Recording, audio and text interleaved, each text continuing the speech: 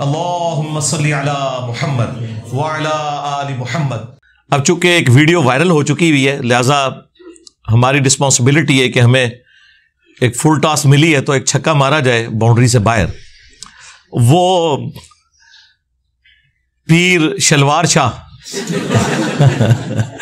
آپ نے ویڈیو دیکھی ہوگی، یعنی ابھی تک تو ہم نے سنا تھا گھوڑے شاہ، ٹھیک ہے جی، کتے شاہ بھی ہے ایک، سید بگیاڑ شاہ، یہ اسلام آباد ہائی وے کے اوپر مزار ہے، وہ ارسیشن کتے کو بگیاڑ کہتے ہیں نا، سید بگیاڑ شاہ۔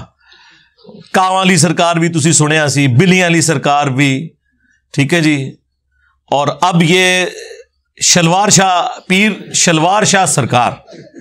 کچھ بھی ہو سکتا ہے جی، پاکستان کے اندر تو آپ کچھ بھی ایکسپیکٹ کریں، جب جہالت ہوگی تو آپ کے سامنے یہ ساری چیزیں آئیں گی۔ تو وہ ویڈیو آپ دیکھیں، اس ویڈیو کے اندر باقاعدہ یعنی ایک مزار کے اوپر سینکڑوں کی تعداد میں مختلف کلرز کی شلواریں لٹکی ہوئی ہیں درخت کے اوپر، یعنی ٹاکیاں تو ہم نے دیکھی ہیں مختلف مزارات کے اوپر، وہ تو چلے کوئی بندہ لے کے جاتا ہے، شلواریں۔ اور وہ جو بندہ ویڈیو ریکارڈ کروا رہا ہے وہ کہہ رہا ہے کہ اس کے بارے میں لوگوں کا عقیدہ یہ ہے کہ جس کی کوئی منت یا مراد پوری نہ ہوتی ہو تو وہ شخص جو شلوار پہن کے آیا ہوا ہے نا وہ اتار کے وہاں لٹکائے گا، اور ساتھ کوئی ریزرو شلوار بھی نہیں لے کے آنی۔ اندازہ کریں ان لوگوں کا، یعنی ذہن کی پستی کا لیول، حالت دیکھیں ان کی۔ اچھا، اب یہ جب ہم باتیں کریں گے نا تو وہ کہیں گے نہیں نہیں نہیں یہ تو جعلی پیر ہے۔ اصلی کیڑے نے؟ اصلی بھی چندے کھا رہے ہیں، استحصال کر رہے ہیں غریبوں کا، کوئی محنت مزدوری نہیں کرتے، لوگوں کے چندوں کے اوپر پلتے ہیں۔ کون سے اصلی ہیں؟ اللہ سے ڈر جائیں، یہ ایک پورا کاروبار ہے جو چل رہا ہے۔ اور پھر اسی مزار کے اوپر کچھ شلواروں کو آگ بھی لگائی ہوئی تھی انہوں نے، ظاہر ہے کہ وہ اتنی زیادہ تو سنبھال نہیں سکتے تو پھر وہ جلا دیتے ہوں گے۔ تو اب وہ میں جب ویڈیو مجھے ارشاد بھائی نے دکھائی تو میں دیکھ کے میں نے کہا یار یہ دیکھیں، یہ اس امت کی حالت ہے کہ جس کا امام الموحدین ہے صلی اللہ علیہ وآلہ وسلم، جس کی توحید کے بارے میں اتنی سینسٹیوٹی ہے کہ کسی اور شخصیت کی ایسی سینسٹیوٹی نہیں ہے۔ اور مجھے وہ حدیث یاد آ گئی جو جامعہ ترمذی کے اندر موجود ہے، مشکات میں بھی موجود ہے، سورۃ الاعراف کی آیت نمبر 138 کے کانٹیکسٹ میں، کہ نبی علیہ السلام غزوہ حنین کے موقع پر ایک جگہ سے گزرے جہاں پر ایک بہت بڑا درخت تھا جسے ذات انواد کہا جاتا تھا۔ اس کے اوپر مشرکین عرب اپنا اسلحہ لٹکاتے تھے تھوڑی دیر کے لیے، اور ان کا یہ عقیدہ تھا کہ جنگ میں اگر فتح پانی ہے تو یہاں پہ اپنی تلوار لٹکاؤ، جس طرح یہاں پہ وہ شلوار لٹکا رہے ہیں۔ ہوں دیکھ لو انہاں دی نسبت کدے نال ہے۔ تو صحابہ اکرام میں سے کچھ نے کہا یا رسول اللہ صلی اللہ علیہ وآلہ وسلم، آپ بھی ہمارے لیے کوئی درخت مقرر کر دیں برکت کے لیے۔ اللہ اکبر، اندازہ کریں، حالانکہ وہ یہ نہیں کہہ رہے تھے ہم نے درخت کی پوجا کرنی ہے، یہ تو کہتے ہیں نہیں مزار کے آگے کوئی جھک بھی گیا تو کیا ہوا، نہ تو اس کی انگلیاں مڑ کے قبلہ رخ ہوئی ہیں، نہ ناک کی ہڈی لگی ہے، سجدہ کہاں سے ہو گیا۔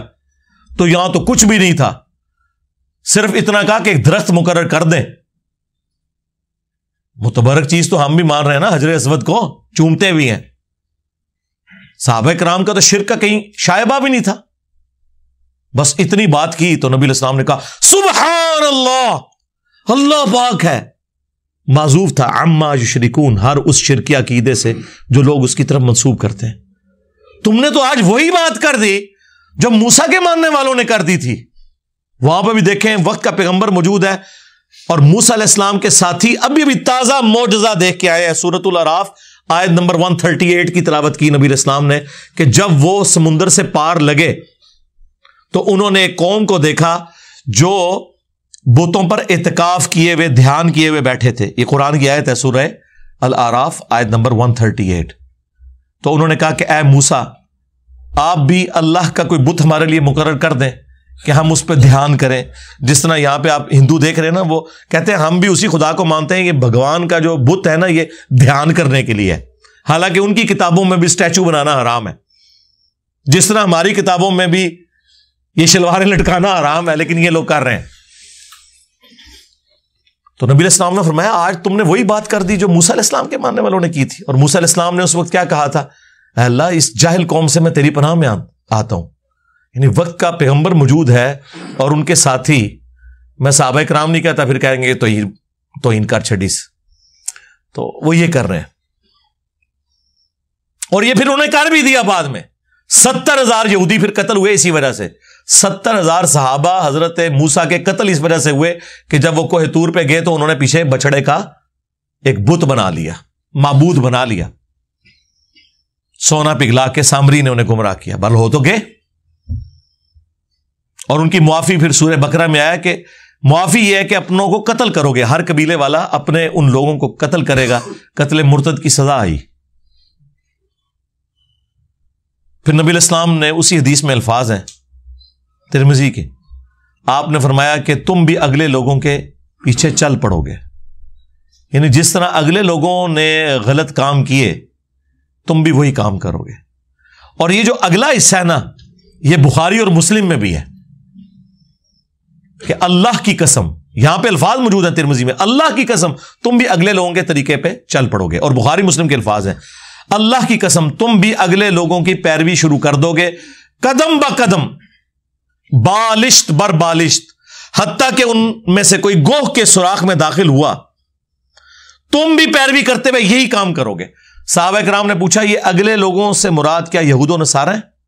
آپ نے فرمایا اگر وہ نہیں مراد تو اور کون سے لوگ مراد ہیں. یعنی نبی علیہ السلام نے پہلے ہی فرما دیا کہ جو اگلی امتوں میں شرکیہ عقائد اور نظریات تھے اس درجے میں تو نہیں, لیکن اس کے قریب قریب اس امت میں بھی آ جائیں گے, اور وہ ہم دیکھ رہے ہیں اپنی آنکھوں سے. تم بھی اگلے لوگوں کی پیروی شروع کر دو گے. یہاں پہ دیکھ لیں کیا کچھ ہو رہا ہے. انہوں نے بھی اپنے مولویوں کو اپنا رب مانا ہوا تھا. سورہ التوبہ کی آیت نمبر 31, اتخذوا احبارہم ورہبانہم اربابا من دون اللہ. یہود و نصارہ نے اپنے علماء کو اور جوگیوں کو, راہبوں کو, صوفیوں کو اپنا رب مان لیا تھا اللہ کے مقابلے پر. اور اسی آیت کے کانٹیکسٹ میں ایک حدیث ہے جامعہ ترمذی کے اندر جو شاہ ولی اللہ دہلوی نے حجت اللہ البالغہ میں تقلید کے خلاف کوٹ کی ہے کہ عدی ابن حاتم رضی اللہ تعالیٰ عنہ مسلمان ہوئے, جو مشہور فیاض حاتم تائی کے بیٹے تھے. پہلے نصرانی تھے تو کہنے لگے یا رسول اللہ قرآن میں ایک آیت ایسی ہے جو مجھے کھٹکتی ہے, مجھے اس کا فہم سمجھ نہیں آیا کیونکہ میں خود نصرانی تھا, ہم نے تو کبھی اپنے علماء اور بزرگوں کی پرستش نہیں کی تھی. تو آپ صلی اللہ علیہ وآلہ وسلم نے فرمایا کہ کیا تم اپنے علماء اور جوگیوں, صوفیوں, راہبوں کے کہنے کے اوپر اللہ کی حلال کردہ چیز کو حرام اور حرام کردہ کو حلال نہیں ٹھہرا لیتے تھے ان کے فتووں کے اوپر؟ تو انہوں نے کہا ایسا ہی تھا یا رسول اللہ. تو فرمایا یہی تو ان کو رب بنانا ہے. اب اس سے کیا مسئلہ کلیئر ہوا کہ قرآن و سنت کے دلائل کے مقابلے پر آپ نے بزرگوں کی بات نہیں ماننی, ورنہ آپ انہیں خدا مانے ہوئے ہیں, کیونکہ شریعت کا کسٹوڈین تو خدا ہے یا اس کے بہاف پہ اس کا پروفٹ ہے صلی اللہ علیہ وآلہ وسلم. اور دوسرا یہ بھی پتا چلا یہ جو آپ کو کہانیاں کراتے ہیں نا, علماء سے پوچھ پوچھ کے چلیں. اللہ تعالیٰ کے محبوب علیہ السلام کیا فرما رہے ہیں کہ علماء جو فرما رہے ہیں نا وہ قرآن و سنت سے پوچھ پوچھ کے چلنا ہے. کیا مولوی صحیح ہے کہنا کہ نہیں؟ آگے سے تو ادیب نے حاتم کو چاہیے تھا نا کہ یا رسول اللہ میں کوئی عالم دین تو نہیں تھا اس وقت, میں کیسے دیکھتا, یہ تو علماء کا کام ہے. اس کا مطلب مولوی جو بتائیں ریفرنس چیک کرنا ہے. یہی تو ہم کہہ رہے ہیں ہاں کہ مرنے سے پہلے اے مسلمان کر لے اس پہ غور, کتابوں کا خدا اور ہے بابوں کا خدا اور. یہ اللہ کے نبی خود فرما رہے ہیں کہ ادیب نے حاتم تجھے کر لینا چاہیے تھا غور کہ کتابوں میں کیا نازل ہوا ہے اور بابے تیرے کچھ اور کہہ رہے ہیں. ایتونی بکتاب من قبل ھذا او اثارۃ من علم ان کنتم صادقین. اے نبی ان سے فرماؤ اگر قرآن کو نہیں مانتے لاؤ جو تمہارے پاس کوئی کتابیں موجود ہیں نا ان میں سے مجھے بتا دو کوئی اس قسم کے شرکی عقائد اس میں لکھے ہوں یا انبیاء کے آثار کوئی احادیث چلتی ہوں، سنت کا علم ہو، اگر تم سچے ہو، ایتونی بکتاب من قبل ھذا، کتاب کا ذکر بھی آ گیا، او اثارۃ من علم، اور علم کے آثار، کتاب بھی اور علم بھی، اسی کو میں نے علمی کتابی کر دیا کہ نہ میں بابی میں ہوں مسلم علمی کتابی. کہنے کتنے لکھا ہے جی؟ سورہ احقاف میں لکھا ہوا ہے. یہ کہاں لکھا ہوا ہے کہ جی مرنے سے پہلے اے مسلمان کر لے اس پہ غور، کتابوں کا خدا اور ہے، بابوں کا خدا اور. جی جامعہ ترمذی میں حدیث موجود ہے، آؤ نا داڑھ تلے. ہاں ویسے تو آپ کہتے ہیں جی دیکھیں جی ڈاکٹر اقبال نے تو حدیث کا ترجمہ کر دیا شعر کے اندر، وہ زمانے میں معزز تھے مسلمان ہو کر اور تم خوار ہوئے تارک قرآن ہو کر. یہ ترجمہ ہے مسلم شریف کی اس حدیث کا جو مشکات میں بھی ہے کہ اللہ تعالیٰ اس کتاب کی وجہ سے قوموں کو عروج دے گا اور اس کی وجہ سے زوال پذیر کرے گا. مستقبل کی خبر تھی، لیکن ڈاکٹر اقبال کے زمانے میں یہ سب کچھ ہو چکا تھا، انہوں نے اسے ماضی بنا دیا. وہ زمانے میں معزز تھے مسلمان ہو کر، تم خوار ہوئے تارک قرآن ہو کر. تو سرکار ڈاکٹر اقبال جو حدیثانہ ترجمہ کرتا ہے تو انجینئر صاحب نہیں کر سکتے؟ میرے دیکھ لیں یہ سارے جتنے اشعار اور سلوگن ہیں یہ احادیث کے ترجمے ہیں. یہ عدی بن حاتم کی جو حدیث اتخذوا احبارہم ورہبانہم اربابا من دون اللہ، یہ اس کا ترجمہ ہے کہ مرنے سے پہلے اے مسلمان کر لے اس پہ غور، کتابوں کا خدا اور ہے، بابوں کا خدا اور. اگرچہ بابے اسی خدا کو مانتے ہیں لیکن ان کوالٹیز کے ساتھ نہیں مانتے جو کتابوں کے اندر آئی ہیں. اور نہ میں وابی نہ میں بابی، میں ہوں مسلم علمی کتابی. کہتے ہیں نہیں علمی کتابی بھائی وہ اس کی صفت ہے ہم مسلم ہیں. علمی کتابی اس لیے کہتے ہیں کہ قرآن میں ہے ایتونی بکتاب من قبل ھذا او اثارۃ من علم. اور المستدرک للحاکم میں حدیث ہے، اپنے بعد دو چیزیں چھوڑ کے جا رہا ہوں، قرآن اور تمہارے نبی کی سنت. تو کتابوں کے حوالے حضور کر کے گئے ہیں صلی اللہ علیہ وآلہ وسلم. اور غدیر خم پہ صحیح مسلم میں 4 احادیث ہیں. قرآن کو پکڑ لینا، اس میں ہدایت ہے، نور ہے، یہ اللہ کی رسی ہے، جو اسے پکڑے گا ہدایت پہ ہوگا، جو چھوڑ دے گا گمراہ ہو جائے گا. اور دوسری بھاری چیز میرے اہل البیت ہے، ان کے معاملے میں تمہیں اللہ کا خوف دلاتا ہوں. یہ جملہ 3 دفعہ آپ نے ریپیٹ کیا. اللہ کے فضل سے اس پلیٹ فارم سے توحید بھی قرآن کی بیان ہو رہی ہے اور اہل البیت کا بھی دفاع ہو رہا ہے. باقی سب نے ٹکڑوں میں دین لیا ہوا ہے. کل حزب بما لدیہم فرحون، ہر فرقہ خوش ہے جو اس نے ٹکڑے کا دین لیا ہوا ہے. یہاں پہ ٹوٹیلٹی میں دین بیان ہو رہا ہے. اہل حدیث نے توحید بیان کی قرآن والی، اہل بیت پہ آگے ان کی موت ہو گئی. اہل تشیع نے اہل بیت کا دفاع کیا، اگرچہ اس میں غلو بھی کیا لیکن دفاع تو کیا، لیکن توحید کے معاملے میں آگے موت ہو گئی. اہل البیت کے ساتھ وہ عقیدے منسوب کر دیے جو اللہ کا حق تھا. یہ وہ پلیٹ فارم ہے جہاں پہ کبھی ریڈ لائن کراس نہیں ہوتی. ہاں توحید گج وج کے بیان ہوگی اور اہل البیت کا بھی دفاع ہوگا، لیکن کوئی ریڈ لائن کراس نہیں ہوگی اللہ کے فضل سے الحمدللہ. تو وہ مجھے وہ شلوار شاہ سے یاد آیا کہ وہ شلواریں لٹکا رہے ہیں اور نبی علیہ السلام نے تو کوئی درخت مقرر نہیں کیا. آپ نے فرمایا کہ تم نے تو آج وہی بات کر دی جو موسیٰ علیہ السلام کے ماننے والوں نے کر دی تھی. تو نبی علیہ السلام کی آپ احتیاط کا لیول دیکھیں. آپ علیہ السلام نے اس درخت مقرر کرنے کو یعنی شرک کے ساتھ تشبیہ دے دیا. اس کو تو چھوڑ دیں، رسول اللہ نے اپنی قبر کے بارے میں فرمایا، مسند احمد میں حدیث ہے، اللہم لا تجعل قبری وثنا یعبد، اے اللہ میری قبر کو وہ بت نہ بننے دینا کہ لوگ اس کی عبادت شروع کر دیں. رسول اللہ نے اپنی قبر کو بت کہہ دیا. ہمارے لیے تو اس پلانٹ ارتھ پہ رسول اللہ کی قبر مبارک سے زیادہ کوئی عزت اور احترام والی جگہ نہیں ہے، کوئی دنیا کی قبر اس کا مقابلہ نہیں کرتی. لیکن نبی علیہ السلام فرما رہے ہیں اگر اس کے ساتھ بھی کوئی عقیدہ منسوب کرو گے تو وہ شرکی عقیدہ ہے. اسی لیے بخاری اور مسلم دونوں میں حدیث ہے، سیدہ عائشہ سلام اللہ علیہا ہماری ماں کہتی ہیں کہ نبی علیہ السلام کے آخری دن چل رہے تھے بیماری کے، وفات سے کچھ عرصہ پہلے آپ کو جب تکلیف ہوتی تو آپ اپنے چہرہ مبارک سے چادر کو ہٹاتے اور بار بار ایک جملہ بولتے، لعن اللہ الیہود والنصارى اتخذوا قبور انبیائہم مساجدہ، اللہ کی لعنت ہو یہود و نصارہ پر جنہوں نے اپنے نبیوں کی قبروں کو سجدہ گاہ بنا لیا تھا.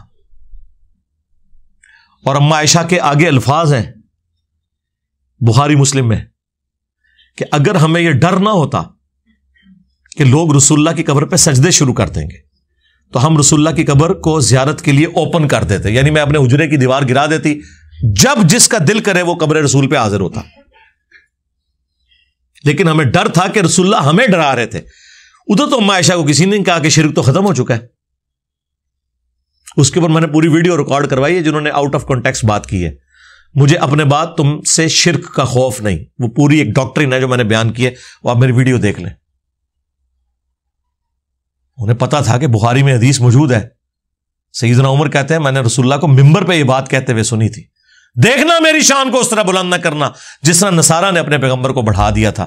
میں اللہ کا بندہ اور اس کا رسول ہوں، مجھے اللہ کا بندہ اور اس کا رسول ہی کہنا. محمدن عبدہ و رسول، الحمدللہ ہم یہی کہتے ہیں. اسی لیے تو میں کہتا ہوں کہ رسول اللہ کی کامیابی ہے کہ آپ کی میت کے اوپر محفل میلاد نہیں ہو رہی، آپ کی میت کے اوپر نعتیں نہیں پڑھی جا رہی، بلکہ بخاری میں 4 جگہ وہ حدیث آئی ہے سیدنا ابو بکر آپ کی میت کے اوپر خطبہ یہ دے رہے ہیں کہ جب نبی علیہ السلام کی ڈیتھ ہوئی تو حضرت ابو بکر صدیق حجرہ عائشہ میں داخل ہوئے، رسول اللہ کے چہرہ مبارک سے کفن کو ہٹایا، آپ علیہ السلام کے ماتھے پہ بوسہ دیا اور کہا یا رسول اللہ، اللہ تعالیٰ آپ پہ 2 موتیں جمع نہیں کرے گا، ایک موت آپ کا مقدر تھی وہ آپ کو آ گئی. اور پھر باہر نکل کے ممبر پہ چڑھ گئے. حالانکہ حضرت عمر لوگوں کو کہہ رہے تھے کہ جو یہ کہے گا کہ رسول اللہ فوت ہو گئے میں اس کی گردن اتار دوں گا. تو حضرت ابوبکر نے خطبہ دیا اور کہا کہ عمر کو اس کے حال پہ چھوڑ دو. اور آپ نے پہلا جملہ اتنا گستاخانہ بولا حمد و صلات کے بعد، آج کی ڈاکٹرین میں 295C لگتی ہے اس کے اوپر، ہمارے نزدیک تو بالکل صحیح بولا. الا من کان یعبد محمدا فان محمدا قد مات. کان کھول کر سن لو، جو بھی تم میں محمد کی عبادت کرتا تھا جان لے کہ محمد مر چکے. اندازہ کریں، میرے خلاف کلپ بنائے ہوئے یہ کہتا ہے مر چکے. اوے ابو بکر صدیق نے کہا ہے رضی اللہ تعالیٰ عنہ. ڈنگرو، کس کو گستاخ کہہ رہے ہو؟ انجینئر کو نہیں، انجینئر کے امام کو گستاخ کہہ رہے ہو. ابو بکر صدیق رضی اللہ تعالیٰ عنہ، یہ ان کا خطبہ ہے. اور اس سے بڑھ کر یہ ہے ہی جملہ بھی فرضی تھا. صحابہ میں کون حضور کی عبادت کرتا تھا؟ یہ ہوتے تنو اور کوئی نہیں گل نبی، تو یہی گل کہنی ہے تھے. تو پڑھ وما ارسلناک الا رحمۃ للعالمین، تو پڑھ ان اللہ و ملائکتہ یصلون علی النبی صلی اللہ علیہ وآلہ وسلم. نہیں، صحابہ کو پتا تھا اس موقع پہ یہی بات، کیونکہ اس انسانیت نے سب سے بڑا شرک ایک نبی کے نام پہ ہی دیکھا ہے، عیسیٰ ابن مریم کے نام کے اوپر. ہاں، تم میں جو بھی محمد کی عبادت کرتا تھا جان لے کہ محمد مر چکے. ومن کان یعبد اللہ فإن اللہ حی لا یموت. اور جو کوئی اللہ کی عبادت کرتا تھا وہ جان لے کہ اللہ زندہ ہے، اسے کبھی موت نہیں آئے گی. یہ سنایا جاتا. اور پھر حضرت ابوبکر نے اپنے اس جملے کی تائید میں قرآن کی آیت پیش کی. پہلے جو کچھ بولا وہ نہ آیت تھی نہ حدیث تھی، ان کا ذاتی فتویٰ تھا، لیکن انہوں نے ڈیڈکٹ کیا قرآن کی آیت سے. ہو سکتا ہے اتنے کوئی کھلوئی نہ جائے جی قرآن حدیث تو ثابت کرو، تو حضرت ابوبکر نے خود ہی ثابت کر دیا. آپ نے سورہ آل عمران کی آیت نمبر 144 پڑھی، وما محمد الا رسول قد خلت من قبلہ الرسل افإن مات او قتل. محمد تو نہیں مگر ایک رسول، ان سے پہلے بھی کئی رسول گزرے، اگر یہ مر جائیں یا قتل کر دیے جائیں اور پاکستان میں وصال فرما جائیں یا شہید ہو جائیں، پاکستان میں تو یہ ترجمہ کرنا پڑتا ہے، تو کیا تم دین سے الٹے قدم پھیر جاؤ گے؟ یعنی تم نے کوئی نبی پہ احسان کیا ہے ایمان قبول کر کے، اپنے اوپر احسان کیا ہے. پھر دوسری آیت پڑھی سورہ الزمر کی آیت نمبر 30، انک میت وانہم میتون. بے شک اے نبی تمہیں بھی مرنا ہے، تمہارے مخالفین کو بھی مرنا ہے، اور پھر اللہ کے حضور پیش ہونا ہے. اندازہ کریں. اور المستدرک للحاکم میں حدیث میں ایک تیسری آیت بھی پڑھی سورۃ الانبیاء سے، اس میں بھی اس بات کا ذکر موجود تھا کہ اگر رسول اللہ کو موت آئے گی تو آپ کے مخالفین کو بھی موت آ جائے گی. اندازہ کریں کہ صحابہ کرام قرآن کی آیات میں سے ڈھونڈ ڈھونڈ کے کتنی گستاخیاں تلاش کرتے تھے. نعوذ باللہ. یہ تو یہی کہتے ہیں نا, آپ بریلویت کے کلچر کو سمجھتے ہیں, تو میں خود بھی بریلوی رہا ہوں, مجھے پتا ہے.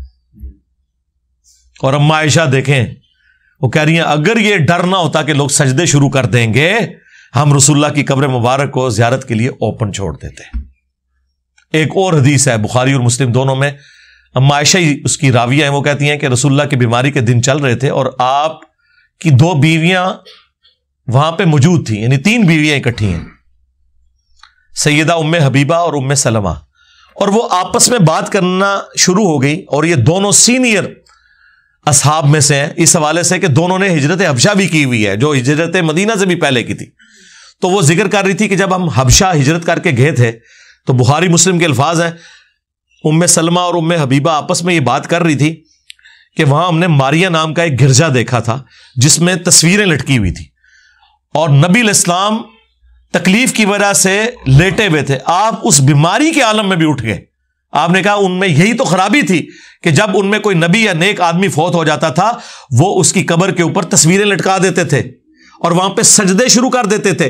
قیامت کے دن یہ لوگ بدترین مخلوق بن کے ابھریں گے. اللہ اکبر. آپ کو یہ نہ سمجھے یہ اگلے لوگوں کی بات ہے, نہیں. اب وہ حدیث جو میں نے پہلے بیان کی بخاری مسلم کی, وہ دوبارہ یاد کر لیں. تم بھی اگلے لوگوں کے پیچھے چل پڑو گے, قدم با قدم, بالشت بر بالشت, حتیٰ کہ ان میں سے کوئی گوہ کے سوراخ میں داخل ہوا تم بھی یہی کام کرو گے. اور پوچھا گیا اگلے لوگ کیا یہود و نصارہ ہیں؟ فرمایا وہی تو ہیں. اور اس کو یہ ہمارے ڈاکٹر اشرف جلالی صاحب توحید کے نام کے اوپر شرکیہ کانفرنس کرتے ہیں ہر سال. وہ کہتے ہیں یہ فیشن کے بارے میں. نہ, پرانیاں گلاں, پرانے بہانے, پرانے دھوکے. ترمذی میں اس کا شان ارشاد موجود ہے.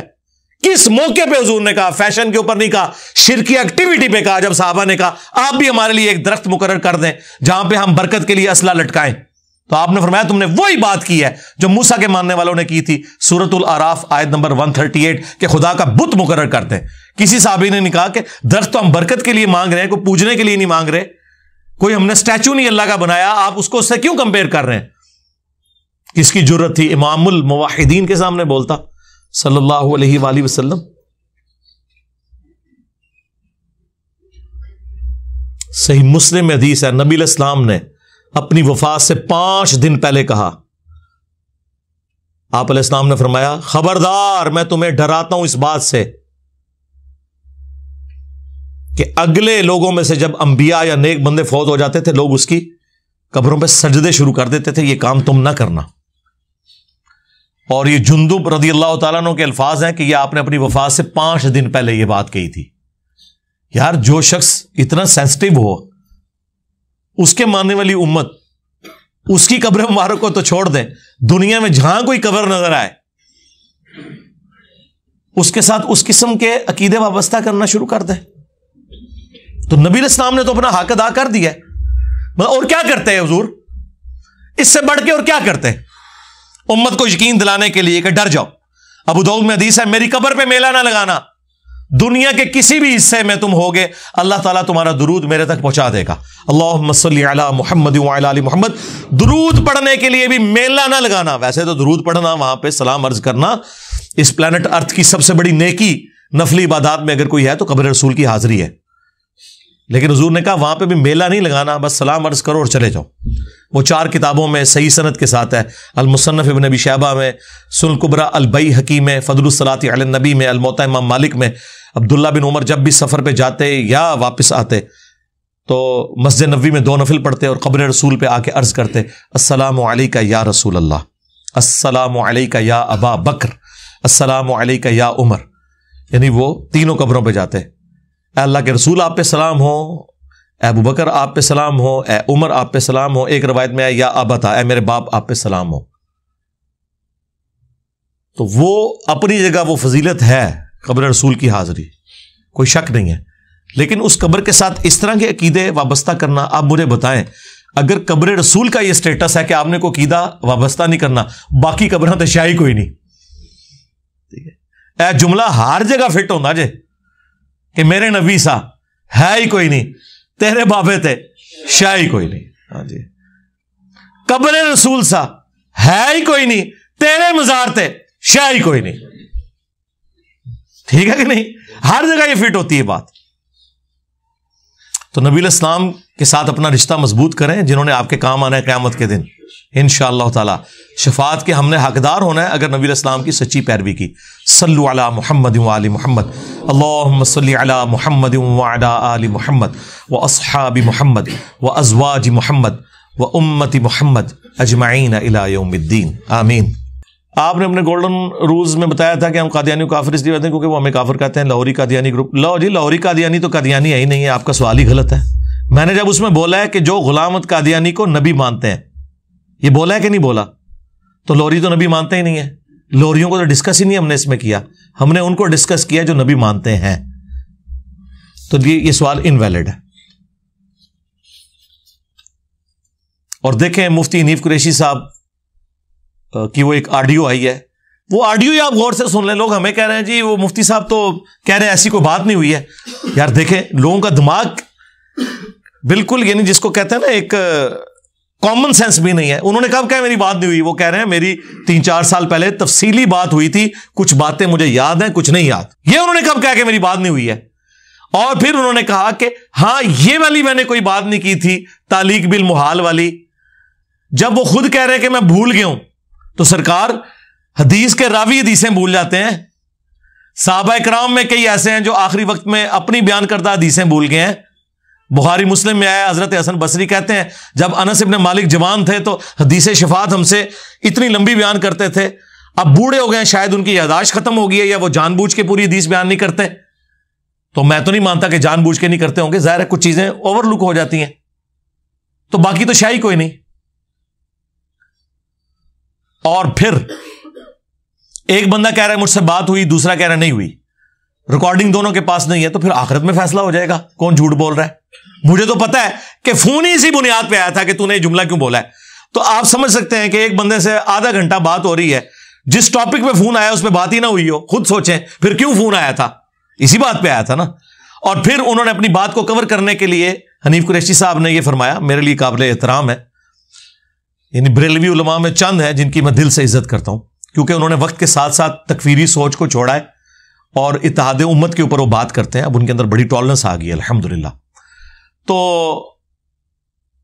اب وہ بات کر لیں. تو انہوں نے بات ابھی بھی نہیں کی، گول مول کی. انہوں نے کہا تعلیق بالمحال کا یہ مثال بنتی نہیں کیونکہ قادیانیوں میں ایسے لوگ بھی ہیں جو ہمیں مسلمان سمجھتے ہیں. سرکار اس کو تو ہم بعد میں ڈسکس کرتے ہیں نا، پہلے مجھے بتائیں یہ آپ کیوں جھوٹ بول رہے ہیں کہ تعلیق بالمحال یہ نہیں بنتی؟ ان پرنسپل جو میں نے بنیاد رکھی ہے، تعلیق بالمحال بنتی ہے کہ نہیں بنتی؟ وہ اصل میں کیا کہہ رہے ہیں؟ وہ ڈوئل جواب دے رہے ہیں. وہ یہ مان رہے ہیں کہ تعلیق بالمحال تو یہ بنتی ہے، لیکن وہ یہ کہہ دیں گے تو لوگ کہیں گے یار پھر تو ٹھیک کہہ رہے ہیں. وہ نہیں بننا اس لیے کہہ رہے ہیں کہ انجینئر صاحب کا جو دعویٰ ہے نا، اس دعوے پہ کوئی پورا اس طریقے سے اتر نہیں رہا. وہ کہتے ہیں کہ نہیں، ایسے لوگ موجود ہیں قادیانیوں میں جو غلام احمد قادیانی کو نبی بھی مانتے ہیں اور ہمیں بھی مسلمان سمجھتے ہیں، لہذا یہ تعلیق بالمحال نہیں بنتی. اس کو تو ہم بعد میں ڈسکس کرتے ہیں. اگر یہ میرا دعویٰ ہے کہ کوئی ایسا موجود نہیں ہے پھر تو بنتی ہے نا. تو لائیں کسی مربی سے لکھوا کے دیں مجھے جو قادیانی ہو، غلام احمد قادیانی دجال کو وہ پیغمبر مانتا ہو اور وہ یہ کہے کہ باقی لوگ مسلمان ہیں. اللہ کے بندوں کہاں بیٹھے ہوئے ہو؟ تم لوگوں کو نہیں پتا جب پارلیمنٹ میں یہ ذوالفقار علی بھٹو رحمہ اللہ تعالی کے دور کے اندر جب یہ پورا ایشو چلا تھا، پارلیمنٹ میں جس بات کے اوپر پورا معاملہ تلپٹ ہو گیا تھا قادیانیوں کا، ان کے ریپ کو جو مسلمانوں کے فرقوں کے علماء تھے انہوں نے کس طرح اس کو قابو کیا تھا، یہ بات کہہ کے کہ بھٹو صاحب یہ تو آپ کو بھی کافر مانتے ہیں. اب بھٹو تو ایک دم پریشان ہو گیا، وہ تو سمجھ رہا تھا کہ یہ فرقے ہی ہے جس طرح باقی فرقے ہیں. تو بھٹو نے ان سے پوچھا، ان کا ہاں جی آپ کافر ہیں، آپ نبی کا جو انکار کر رہے ہیں. اس بات نے بھٹو کا ذہن بنایا تھا اس بات کے اوپر کہ اچھا یار یہ تو پھر باقی یہ بہت ہی آگے جا چکے ہیں، تو ان کی ہم تکفیر. جس بات کے اوپر تم نے قادیانیوں کو کافر ڈکلیئر کیا، آج وہ بات جب میں کر رہا ہوں تو تمہیں پسو پڑ گئے ہیں. میں اکثر کہتا ہوں مجھے ڈر لگتا ہے کہ میں توحید پہ اتنی بات کرتا ہوں یہ غصے میں آ کے دو خدا نہ ماننا شروع کر دیں. میں رسول اللہ کی امامت کو اتنا بیان کرتا ہوں کہ یہ لوگ کہیں ختم نبوت کا انکار نہ کر دیں. انڈائریکٹلی تو کیا ہوا ہے. ظاہر ہے جب آپ چشتی رسول اللہ کا دفاع کریں گے, اشرف علی تھانوی رسول اللہ کا دفاع کریں گے, تو آپ سمجھ لیں انڈائریکٹلی تو آپ ختم نبوت کے اوپر ڈاکہ مارے میں. لہٰذا یہ آندہ سے نا یہ اینٹی قادیانی باتیں چھوڑے, ختم نبوت کے اوپر کام کریں. یہ جتنی تحریکیں یہ اینٹی قادیانی ہیں. ختم نبوت تحریک وہ ہوگی جو غلام احمد قادیانی دجال کے اوپر بھی وہی فتویٰ لگائے گی جس کے لیے وہ اپنے بابوں کو بھی آڑے ہاتھوں لینے کے لیے تیار ہے, ادروائز وہ 2 نمبری کر رہے ہیں. تعلیق بالمحال کے اوپر میں نے بات کی تھی کہ یہ قرآن کا اسلوب ہے. قل ان کان للرحمن ولد فانا اول العابدین. اے نبی تم فرماؤ بالفرض اگر اللہ کا کوئی بیٹا ہوتا سب سے پہلے میں اسے پوجتا. یہ آیت نازل کرنے کی کیا ضرورت ہے جبکہ آلریڈی یہ آیت نازل ہوئی ہے لم یلد ولم یولد. تو اسے کہا جاتا ہے تعلیق بالمحال, سمجھانے کے لیے. اس سے بھی بڑھ کے سورہ الزمر میں آیا کہ اگر اللہ نے اپنا بیٹا کسی کو بنانا ہوتا تو اپنی مخلوق میں سے جسے چاہتا چن لیتا. وہاں تو اللہ تعالیٰ کہہ رہا ہے کہ اگر میں نے بیٹا بنانا ہوتا نا تو وہ رہنی میری مخلوق ہی تھی پھر بھی, کیونکہ خالق تو ایک ہے نا. ہاں خالق ایک ہے, الہ بھی ایک ہے. اگرچہ اس خالق اور الہ نے ہمیں بھی جنت میں ایسی کوالٹی دینی ہے جو صرف خدا کی کوالٹی ہے. کیا؟ ہمیشہ کی زندگی. اگرچہ ہماری ادھاری ہے لیکن بہرحال اس حوالے سے تو ہے نا. آپ ذرا امیجن کریں کہ آپ کو موت نہیں آنی اور اللہ کو بھی موت نہیں ہے. یہ تھوڑا انعام ہے اللہ کا. اسی کے لیے میں نے وہ ٹرم ڈیوائز کی تھی کہ ہم اس رب سے محبت کیوں نہ کریں کہ جو اکیلا تھا, چاہتا تو ہمیں نہ پیدا کرتا. اس نے ہمیں پیدا کیا اور صرف 60 70 80 سال کی زندگی, اس میں سے بھی سونے کا پورشن اور بچپن کا پورشن نکال دیں تو چند سالوں کی زندگی اسے دے کر ہمیشہ کی زندگی آپ حاصل کر لیں, اس حال میں کہ وہ اپنے ساتھ آپ کو شامل کر لے, کہ جنت میں آپ کا حکم چلے, جو آپ خواہش کریں وہ آپ کے سامنے آ جائے. اللہ اکبر. یا جنت میں وائی فائی ہوگا, سب کچھ ہوگا. بھائی کسی آدمی کے وہم و گمان میں بھی وہ چیزیں نہیں گزری جو اللہ اسے جنت میں دے گا. بھیا سب کی اپنی اپنی چھوٹی چھوٹی خدائیاں ہوں گی, اب اس سے زیادہ کیا چاہیے. بھیا سب کی اپنی اپنی چھوٹی چھوٹی خدائیاں ہوں گی, اب اس سے زیادہ کیا چاہیے. بھیا سب کی اپنی اپنی چھوٹی چھوٹی خدائیاں ہوں گی, اب اس سے زیادہ کیا چاہیے. اپنی خدائی ہوگی نا یہ ہو جائے یہ نہ ہو, اپنی خدائی ہوگی نا یہ ہو جائے یہ نہ ہو, اپنی خدائی ہوگی نا یہ ہو جائے یہ نہ ہو. لیکن خالق اور مخلوق کا فرق ہے. الہ نہیں آپ بنے, اس کے لیے میں نے منی گاڈ کا لفظ استعمال کیا تھا. الہ نہیں بنے کہ معبود تو نہیں ہے نا. وہ اگلے دن ایک بھائی آ کہہ رہے وہ قرآن میں لکھا ہوا ہے کہ جی اگر اللہ کے ساتھ کوئی اور الہ بھی ہوتا تو زمین و آسمان کا نظام درہم برہم ہو جاتا. منو پہ دس دے جے جنہیں سارے بابے تو ہی پیچھے چک مارے منو پہ تو ہی سکھا دینے, منو آیتاں پہ پیش کر دینے. وہ ہے الہ, معبود, کلی اختیار وہ صرف اللہ ہی کا ہے. وہ جنت میں بھی کلی اختیار اللہ ہی کا ہے, لیکن اس نے ہمیں دیا. ہم اللہ کے مقابلے پہ نہیں ہیں, اللہ کے اختیار سے, اس ڈومین سے باہر نہیں نکل سکتے. نہیں جی وہ جنت میں خواہش کی جائے گی تو ملے گا. کن فیکون کیوں کہہ دیا سرکار؟ آپ تو یہ بات ہی نہ کریں. آپ تو دنیا میں کہتے ہیں چاہیں تو اشاروں سے اپنے کایا ہی پلٹ دیں دنیا کی, یہ شان ہے خدمت گاروں کی. سرکار کا عالم کیا ہوگا؟ آپ تو کن فیکون, اللہ تو پھر بھی کن فیکون کرتا ہے, آپ تو کہتے ہیں بابے کن فیکون بھی نہیں کرتے. اس سے بھی اوپر ہے, سر اشارہ کر دینے دوڑ تلے نہ چلو آیا مزہ.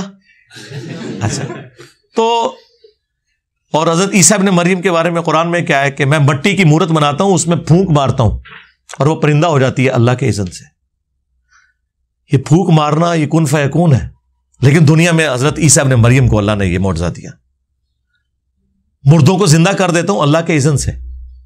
اس میں یہ لکھا ہوا ہے کہ میں اللہ سے دعائیں کرتا رہتا ہوں یا اللہ کوئی ایک مردہ زندہ کر دے. نہیں, ڈائریکٹ آ کہتے تھے زندہ ہو, کن فیکون. اگرچہ یہ لوگ تو عبد القادر جیلانی کو بھی یہی سٹیٹس دیے ہوئے ہیں اور ہمیں سکھا رہے ہیں, جو سر تپا شرک میں ڈوبے ہوئے ہمیں توحید سکھا رہے ہیں. یہ تو عبد القادر جیلانی کے بارے میں یہاں تک کہتے ہیں کہ انہوں نے کمبیز نہیں کہا تھا, میرے حکم سے کھڑا ہو جا.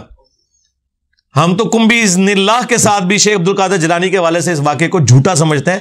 کم باذنی تو ویسے ہی چھوڑ دیں، وہ فراڈ ہے. تو اسی لیے میں نے جو ویڈیو ریکارڈ کروائی تھی انجینئر محمد علی مرزا اسٹوڈنٹس کی عدالت میں نے کہا تھا ہمیشہ جب بھی کوئی اعتراض ہوگا تو آپ نے اصول اور مبادی کھڑے کرنے ہیں اور پھر بتانا ہے شرعی فتویٰ کیا لگتا ہے. کوئی بھی نہیں لگتا. یہ قادیانیوں کے حوالے سے بھی جو بات کی تو الحمدللہ ہم سے زیادہ کون ختم نبوت پہ کام کرے گا. باقی صرف اینٹی قادیانی ہیں، ہم تو ختم نبوت کے مجاہد ہیں. اصل ختم نبوت کے مجاہد تو ہم ہیں کہ ہم نے نہ چشتی رسول اللہ پارٹی کو چھوڑا نہ اشری رسول اللہ پارٹی کو چھوڑا. پارٹی سے مراد وہ ہے کہ جو اس کا دفاع کر رہی ہے مناظروں کے اندر. کل تک تو مناظروں میں دفاع کرتے تھے، آج کہتے ہیں کتابیں چینج ہو گئی ہیں. تو پھر کس نے بتایا ہے کہ یہ کتابیں چینج ہوئی ہوئی ہیں، اس کو نہ مانو؟ کوئی مجدد آیا ہوگا، وہ لب کے دن ہے منو، ٹائم قیامت تک ہے. پھر کہتے ہیں نہیں وہ جو اعلیٰ حضرت نے تو نہیں، اعلیٰ حضرت سے بھی میں نے ثابت کر دی ہے سبا سنابل میں. چشتی رسول اللہ کا جو واقعہ لکھا ہے اعلیٰ حضرت نے فتاوی رضویہ میں لکھا ہے کہ اللہ کے رسول کی بارگاہ میں یہ کتاب مقبول ہے، جس میں چشتی رسول اللہ لکھا ہوا ہے سبا سنابل. وہ فارسی میں چھپی ہوئی ہے، اردو ترجمہ بھی ہوا ہوا ہے. اندازہ کریں آپ یہ لوگ مطلب کس کس لیول پہ جا کے دفاع کرنے کی کوشش کرتے ہیں.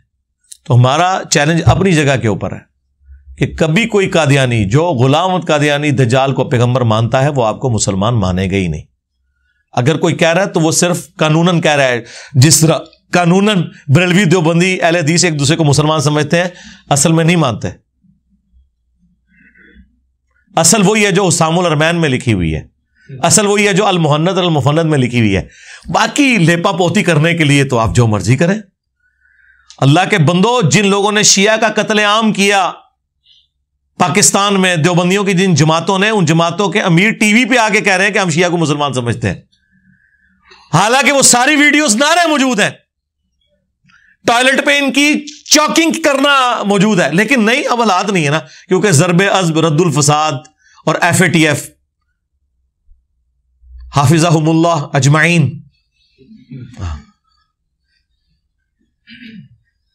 اہل زندہ نے نا، اہل فوت نہیں ہوئے، نہیں تو میں کہتا رحمہ اللہ اجمعین، تین نہ ہوتے، ضرب عزب، رد الفساد اور FATF. یہ ان کی برکات ہیں. ادروائز آپ سوچے بھی نہ کہ یہ ابھی بھی نجی محفلوں میں وہی کچھ ہے، جمعے کے خطبوں میں وہی ہے، ٹی وی پہ آ کے ایک دوسرے کی لیپا پوتی کرتے ہیں.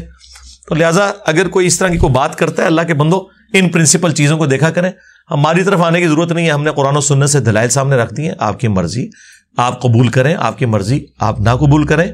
لیکن اگر آپ شرعی حکم بیان کریں گے پھر شرعی حکم کے لیے ایک اصول وضع کرنا ہوگا، اور اس اصول کے اندر جتنے لوگ آتے ہیں ان کے اوپر فتویٰ لگے گا. خود انیف قریشی صاحب کی تو ویڈیو ہے کہ اگر کسی کی بات میں 99 مطلب کفر کے نکلتے ہوں اور ایک اسلام کا، تو اس پہ اسلام کا حکم لگے گا. جب تک کوئی کنفرم گستاخ رسول نہ ہو آپ کسی کو قتل کرو گے. آپ قاتل ہو، آپ عاشق نہیں ہو کہ بھائی بندوق چکی اپنی خود ہی فتویٰ، خود ہی مفتی، خود ہی جناب عمر، خود ہی جج اور خود ہی قاضی. ایسے نہیں ہے. تم کہاں سے آ گئے جنہیں نماز نہیں آتی اور تم یہ فتوے دو کہ کون گستاخ رسول ہے اور کون گستاخ رسول نہیں ہے؟ یہ مذاق ہے کیا؟ خبردار خبردار، آگاہ رہو. جس طرح توہین رسالت کے حوالے سے معاملہ خطرناک ہے، اس طرح انسانی جان کے حوالے سے بھی معاملہ بڑا خطرناک ہے. 100 وجوہات کفر ہوں کسی بندے کی، تعویل میں ایک وجہ اس کی ایمان والی آ جائے اسے مومن کنسیڈر کیا جاتا ہے. 100 وجوہات کفر ہوں کسی بندے کی، تعویل میں ایک وجہ اس کی ایمان والی آ جائے اسے مومن کنسیڈر کیا جاتا ہے. 100 وجوہات کفر ہوں کسی بندے کی، تعویل میں ایک وجہ اس کی ایمان والی آ جائے اسے مومن کنسیڈر کیا جاتا ہے. یہ آپ کہاں ہیں؟ آپ کو کیا پتا عام عوام کو کہ کیا چیز توہین پر منطبق ہوتی ہے اور کیا چیز جو ہے نا نہیں ہوتی. اور جس کی بات میں 100 کے 100 مطلب اسلام والے ہوں، اس کے اوپر یہ فتویٰ لگا دیتے ہیں اپنی طرف سے، اس کی طرف کفر منسوب کر کے، یعنی کہ یہ ناچیز، کیونکہ اس نے انہوں نے منجی ٹھوکی ہے. میں کوئی بات کروں، یہ کیا ہو گیا جی، انجینئر صاحب نے یہ کہہ دیا، اور اللہ کے فضل سے آج تک کوئی ایک بات ایسی نہیں نکلی. ورنہ تو میرے اسٹوڈنٹس نے مجھے نہیں تھا پکڑ لینا. یہ تیسری بار جو مرڈر اٹیمپٹ کرنے آیا ہے بندہ، اس کو عثمان میں نے کہا کہ یار یہ ہم نے داڑھی جو ہے صرف جھاڑی کے طور پہ رکھی ہوئی ہے، ہمیں اپنی قبر و آخرت کی فکر نہیں ہے. اگر انجینئر کو اس طرح کی بات کرے تو بڑا مسلمان ہے ہم سے، ہم نہ اسے توبہ پہ آمادہ کریں. تو نے کیا بات سن لی ہے؟ تو ہمارے ساتھ جو بیٹھے ہوئے لوگ، یہ تم لوگوں سے پکے مسلمان ہیں. تم لوگ مسلمان اس لیے ہو کہ تمہارے ماں باپ نے کلمہ پڑھا ہوا تھا اور تمہارے علماء بینیفیشری تھے اس سسٹم کے، چندے کھائے تھے. یہ وہ لوگ ہیں جنہوں نے اللہ کے نبی کی محبت میں اپنے آباء و اجداد کو، اپنے بابوں کو چھوڑا ہے. آپ کیا سمجھتے ہیں کہ مجھے یہ چھوڑ دیں گے اگر میں کوئی غلط بات کروں گا قرآن و سنت کے خلاف؟ آپ کے سارے بابوں کا ایمان بھی جمع کریں نا، ہمارے ایک اسٹوڈنٹ کے برابر نہیں ہوتا. وہ بینیفیشری تھے جی. بابا پال رہا ہے جی لاہورش بہ کے اتنے لوگوں کو کھوا رہا ہے. وہ بابا نہیں پال رہا، وہ تھوڑے چندے پال رہے ہیں. آج گورنمنٹ چندے بند کرے نا تو اس مزار دے ہوتے تمہیں کتے پھرتے ہوئے نظر آن گے. صفائی کے لیے بھی کوئی بندہ نہیں ملے گا. چندوں کے اوپر پلتے ہو تم لوگ، چندوں سے خود کھاتے ہو اور تھوڑا سا عوام پہ لگا کے یہ کہتے ہو کہ بابا پال رہا ہے. اللہ سے ڈر جاؤ. کدھر تھے یہ بابے جب ٹھوک کے جاتے تھے دہشت گرد ان کے مزاروں کے اوپر؟ اور جو سب سے بڑے بابے دفن ہیں نا بغداد کے اندر اور عراق کے اندر، ادھر تو امریکن بمباری میں کتنے مزار گر چکے ہیں. وہ بات کرنے والی کریں یار، کہاں بیٹھے ہوئے ہیں؟ اللہ سے ڈر جائیں. لہذا یہ جو اس قسم کی جو چیزیں آتی ہیں نا، ان پرنسپل دیکھا کریں، قرآن و سنت کے دلائل، دعوت کا کام کریں. ٹھیک ہے، انشاءاللہ. یہ آخری سانسیں لے رہے ہیں ان کے فرقے، بلکہ میں تو کہتا ہوں سانسیں کا لے رہے ہیں کہ بس وہ قومے میں چلے گئے میں. کسی وقت اطلاع آ جانی ہے جدو وینٹیلیٹر تو ہٹنا ہے نا، انہاں دی میڈیکل ڈیتھ تے ہو چکی ہوئی ہے. ہاں دیکھیں نا جی، کوئی حالت دنیا کا ہر بندہ. میں حیران، میں رات کو اپنے بھائیوں سے کہہ رہا تھا کہ میں کئی سالوں سے اس انتظار میں ہوں کہ کوئی وابی مولوی بریلویوں کے خلاف کلپ کوئی بنا دے. یہ دو گلے پھاڑنے والے بھائی ہیں، کوئی ان کا کلپ آپ نے بریلوی دیوبندیوں کے حاکمیں تو انہوں نے چڑھائے ہوئے ہیں کہ جی وہ بڑا ماشاءاللہ تقی عثمانی صاحب حافظہ اللہ تعالیٰ وہ کہہ رہا ہے، خادم رضوی صاحب کی تعریفیں کر رہے ہیں نا. خلاف ہی کو سنے گے کلپ نہیں. ادھر بریلویوں کو دیکھیں، یہ خلاف کلپ بنا کے بتائیں سارے میرے خلاف. ایک شیعہ بچے تھے لیکن اللہ کے فضل سے ان 3 سالوں میں انہوں نے تو ساری پچھلی کسریں نکال دی ہیں، گالیاں تک نکالی آ کے مجھے. تو یہ کوئی دین کی خدمت کر رہے ہیں؟ ان کے نزدیک دین کی خدمت یہ ہے کہ مرنے سے پہلے ایک کلپ انجینئر کے خلاف میں نے ضرور بنانا ہے. بڑھاؤ. اچھا یہ ساری باتیں میں اس لیے نہیں کر رہا کہ میں کوئی مظلوم ہوں، نہ سرکار. جس طرح آپ کو حسین کا تعارف غلط کروایا گیا نا کہ حسین مظلوم تھے، حسین بہادری کی علامت ہے، مظلومیت کی علامت نہیں ہے. یہ کام کون کر سکتا ہے کہ اپنے بیوی بچوں سمیت اس طرح 3 بر اعظموں سے ٹکرا جائے؟ آپ نے بس رونے رو کے محرم کے اندر یہ بتایا کہ بیچارہ کوئی مظلوم بابا ایک کونے میں بیٹھا ہوا ہے جس کے بچے بھی قتل ہو گئے، اس کو بھی قتل کر دیا گیا، وہ مظلومیت کی بھیک مانگ رہا ہے. اسے تو پہلے ہی پتا تھا میرے ساتھ کیا ہونا ہے. بہادری کی علامت ہے. لہذا میری ویڈیوز میں بھی کہیں آپ نے نہیں یہ سمجھنا، ویسے تو میں پوری کوشش کرتا ہوں کسی کو اس طرح کا وہم بھی نہ آئے، پھر بھی اگر کسی کے دماغ میں ہے نا کہ یہ مولویوں کے میرے خلاف جو کلپ آتے ہیں اس کے اوپر میں جو ان کا منہ توڑتا ہوں تو اس کی وجہ سے میں کو پریشان ہو رہا ہوں، نہ. یہ میں آپ کو بتا رہا ہوں کہ یہ لوگ آپس کے اختلافات بھول کے ادھر آ گئے ہیں کیونکہ انہیں پتا چل گیا ہے ساڑی منجی ٹوک گئی. اور یہ میں چیخو پکار اس لیے کر رہا ہوں کہ آپ کے سامنے ان کو ایکسپوز کروں اور ان سے میں کہوں گا اور بڑھاؤ. ہاں کیونکہ میری بیٹری چارج ہی آپ لوگوں کے کلپ سے ہوتی ہے. ہاں میری خوراک ہے یہ کلپ، جتنے آپ بنائیں گے نا اتنی میں منجی ٹھوکاں گا. اور لال رومال والی منجی ٹھوکی ہے نا، کیسا ہو اونوی نکلے آتے آئیں بھائی شاہیں کرتا ہے، وہی گلاں کرتا ہے جیڑی پہلے میں جواب دے چکے ہیں. لیکن دیکھ لیں بے عزت ہو رہا ہے. تو وہ میں نے اپنے ہمارے بھائی ہیں عمار بن یاسر کے نام سے انہوں نے ایک چینل بنایا ہے. میں نے کہا اس کی نئی ویڈیوز بھی جتنی آئے نا وہ میرے کلپ لگا، وہ ایک بات کا جواب ساتھ دیتے رہے کہ یہ ہے یہی ہے، آدھی باتیں اٹھا رہے ہیں اور وہ اپنا رنگ اس میں بھرنے کی کوشش کر رہے ہیں. ضرورت ہی نہیں ہے. میں نے ہر چیز اپنے حوالے سے الحمدللہ کلیئر کی ہے. میرے کسی اسٹوڈنٹ کو ضرورت نہیں پڑے گی. ہاں صرف اتنی ضرورت ہوگی کہ میرے ویڈیو کلپس جوڑ کے تو ان کو جواب دے دے کہ یہ دیکھو کہ تمہارے بزرگوں کی منجی اپنی زندگی میں ٹھوک کے گیا تھا، یہ دیکھ لو کلپ. ٹھیک ہے. صلو علی محمد و آل محمد، اللہم صلی علی محمد و علی آل محمد. امام کے پیچھے سورہ فاتحہ پڑھنی چاہیے کہ نہیں؟ صحیح مسلم کی حدیث میں ہے کہ پوری نماز کی ہر رکعت میں قرات کریں. یہ جو حدیث ہے نا ابو ہریرہ رضی اللہ تعالیٰ عنہ کی، اس میں الفاظ ہیں اقرا بہا فی نفسک، وہ حدیث قدسی جو بیان کی تھی حضرت ابو ہریرہ نے رضی اللہ تعالیٰ عنہ. تو جب ان سے سوال پوچھا گیا کہ جب ہم امام کے پیچھے ہوتے ہیں تو کیا کریں, تو حضرت ابو ہریرہ رضی اللہ تعالیٰ نے کیا فرمایا, اقرا بہا فی نفسک, اپنے جی میں آہستہ آہستہ پڑھو. اب حضرت ابو ہریرہ سے ہی آپ نے پوچھنا ہے کہ جی میں پڑھنا کیا ہے, اور تو نہیں کوئی اس کی تشریح کرے گا. تو جز القراء امام بخاری کی کتاب میں حضرت ابو ہریرہ کا قول ہے کہ امام کے 2 سکتے ہوتے ہیں, ایک فاتحہ سے پہلے اور ایک رکوع سے پہلے. تم ان سکتوں کو سورۃ الفاتحہ پڑھنے کے لیے غنیمت سمجھو. تو حضرت ابو ہریرہ صرف یہ نہیں بتا رہے کہ امام کے پیچھے فاتحہ پڑھنی ہے جی کے اندر, اس کا موقع اور محل بھی بتا رہے ہیں.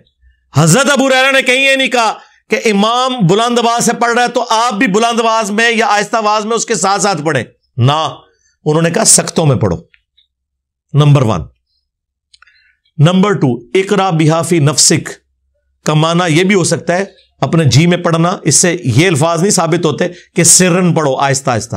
نفسک یعنی اپنے جی کے اندر اندر, یعنی اس کے ساتھ ساتھ تم اپنے تصور میں پڑھتے جاؤ. تو وہ تو ہم پڑھ رہے ہوتے ہیں, جب ہم فاتحہ غور سے سن رہے ہوتے ہیں ہم ساتھ ہی پڑھ رہے ہوتے ہیں, اینڈ پہ آمین کہہ دیتے ہیں. اور تیسرا جو سب سے بڑا چھکا ہے, یہ مسلم شریف کی آپ نے جو حدیث لکھی, اس سے چند احادیث آگے 905 نمبر حدیث ہے مسلم شریف میں, جس نے پورا عقیدہ کلیئر کر دیا ہے. اور وہ حدیث ایسی حیران کن حدیث ہے کہ اس میں امام مسلم نے اپنے کومنٹس بھی ڈالے ہیں. اور امام مسلم نے کہا کہ میں نے کہیں یہ دعویٰ نہیں کیا کہ جتنی دنیا کی صحیح حدیثیں ہیں وہ میں مسلم شریف میں لے کے آ رہا ہوں. البتہ میرا یہ دعویٰ ہے کہ میں مسلم شریف میں وہ تمام صحیح احادیث لے کے آ رہا ہوں جن پہ امت کا اتفاق ہے. اور پھر امام مسلم نے کہا کہ میرے نزدیک ابو ہریرہ کی حدیث درست ہے اور ابو موسیٰ اشعری کی بھی 905 نمبر حدیث کے انڈر, کہ امام اس لیے بنایا جاتا ہے کہ تم اس کی پیروی کرو. جب امام کہے اللہ اکبر تم کہو اللہ اکبر, اور جب امام قرات کرے تم خاموش ہو جاؤ, اور جب امام کہے وَلَضَّالِّينَ تم آمین کہو. تو اس میں تو کلیئر ہو گیا کہ کس قرات میں خاموش رہنا ہے. اور امام مسلم کہہ رہے ہیں یہ حدیث ابو ہریرہ بھی روایت کر رہے ہیں. تو ابو ہریرہ تو کہہ رہے ہیں جب پڑھا جائے سورۃ الفاتحہ کو تو خاموش رہو, اور جب وَلَضَّالِّينَ تو آمین. وہ کہتے ہیں نہیں اس میں قرات کا ذکر ہے, فاتحہ کا نہیں ہے. سرکار قرات کا ذکر ہے تو فاتحہ کا ہی ذکر ہے, کیونکہ اس میں الفاظ ہے جب امام قرات کرے تو خاموش ہو جاؤ, اور جب وَلَضَّالِّينَ کہے تو آمین کہو. سمجھ آئی؟ تو یہ فاتحہ. اور نہ سمجھ آئے تو بخاری مسلم میں ایک اور حدیث ہے, عبداللہ ابن عمر کہتے ہیں کہ نبی صلی اللہ علیہ وآلہ وسلم, حضرت ابو بکر اور حضرت عمر اپنی قرات کا آغاز الحمدللہ رب العالمین سے کرتے تھے. قرات سورہ فاتحہ بھی ہے اور اس کے بعد والی بھی ہے. پیچھے کیا رہ گیا؟ تو حضرت ابو ہریرہ رضی اللہ تعالیٰ عنہ کا بھی یہی عقیدہ ہے جو ہم بیان کر رہے ہیں. سکتوں میں جتنی بار نماز پڑھاتا ہوں الحمدللہ سکتے کرتا ہوں, فاتحہ پڑھنے کا ٹائم دیتا ہوں, لیکن یہ نہیں ہو سکتا کہ آپ قرآن کی مخالفت شروع کر دیں. وَإِذَا قُرِئَ الْقُرْآنُ فَاسْتَمِعُوا لَهُ وَأَنصِتُوا لَعَلَّكُمْ تُرْحَمُونَ. جب قرآن پڑھا جائے خاموش ہو جاؤ اور توجہ سے سنو تاکہ تم پر رحم کیا جائے. اب وہ اس چکر میں پڑ جاتے ہیں. اہل حدیث میں حیرانگی ہوتی ہے, اہل حدیث کہتے ہیں یہ تو مکی آیت ہے, یہ مدنی کا. وہی والی بات جو بریلوی کہتے ہیں ایسے بتاں دے بارے چاہے تسی اے بزرگوں تے کیوں لاتی. اللہ کے بندو اللہ سے ڈر جاؤ. امام نسائی نے چیپٹر کی ہیڈنگ میں یہ آیت لی ہے اور اس کا فارم بیان کیا ہے کہ یہ جنرل آیت ہے جب بھی قرآن پڑھا جائے گا. اور اس سے بڑھ کر جز القراء میں امام بخاری نے جو اپنے کومنٹس کی ہیں 36 نمبر حدیث کے کانٹیکسٹ میں, اس میں ضعیف کا حکم لکھا ہوا ہے. وہ ضعیف ان اقوال کو کہہ رہے ہیں, لیکن جو خود لکھ رہے ہیں وہ تو ضعیف نہیں ہے نا. یعنی میں کسی کی بات کوٹ کروں تو اس پہ تو حکم لگ سکتا ہے, لیکن جو میں خود بیان کر رہا ہوں وہ تو میں اسے صحیح سمجھ رہا ہوں نا. تو امام بخاری خود لکھ رہے ہیں جز القراء میں. امام بخاری فرماتے ہیں کہ اللہ نے قرآن میں واضح فرمایا وَإِذَا قُرِئَ الْقُرْآنُ فَاسْتَمِعُوا لَهُ, جب قرآن پڑھا جائے تو خاموش ہو جاؤ اور اسے سنا کرو تاکہ تم پر رحم کیا جائے. اور حدیث کہہ رہی ہے بخاری مسلم کی لا صلاۃ لمن لم یقرأ بفاتحۃ الکتاب, کہ جو سورہ فاتحہ نہیں پڑھتا اس کی نماز درست نہیں ہے. تو امام بخاری اس پہ خود کامنٹس کر رہے ہیں کہ ہم نے آیت پہ بھی عمل کرنا ہے اور حدیث پہ بھی کرنا ہے. امام بخاری کو تو نہیں پتا تھا کہ یہ آیت جو ہے وہ مکی ہے اور نماز مدینے میں آئی ہے. حالانکہ اللہ کے بندوں نماز تو مکے میں بھی تھی, 5 نمازوں کا شیڈیول مدینے میں ہے. نماز تو نبی علیہ السلام پہلے دن سے پڑھ رہے ہیں اور صحابہ اکرام پڑھ رہے ہیں. بخاری مسلم دونوں میں حدیث نہیں ہے. ابن مسعود کہتے ہیں میں نے 70 سے زیادہ صورتیں حضور کے پیچھے قیام اللیل میں سن کے زبانی یاد کی ہیں. اگر میں جانتا کہ مجھ سے زیادہ قرآن کسی کو آتا ہے تو میں اپنے اونٹ چلاتا, ان کے جگر جلا دیتا, اس شخص تک پہنچتا جو مجھ سے زیادہ قرآن جانتا ہے. تو نبی علیہ السلام تہجد میں قیام اللیل میں قرات کرتے تھے, صحابہ کرام سے یاد کرتے تھے. اور 2/3 قرآن تو ہے ہی مکی ہے, 1/3 مدنی قرآن ہے. صحابہ کرام نے مکے میں قرآن کیسے یاد کیا تھا؟ نبی علیہ السلام کے پیچھے وہ پڑھتے تھے. سورۃ المزمل میں آیا نبی علیہ السلام رات میں بعض اوقات 2/3 رات, بعض اوقات آدھی رات, بعض اوقات 1/3 رات قیام کرتے تھے. صحابہ کرام پیچھے سن سن کے اسے یاد کرتے تھے. تو بالکل کلیئر ہے.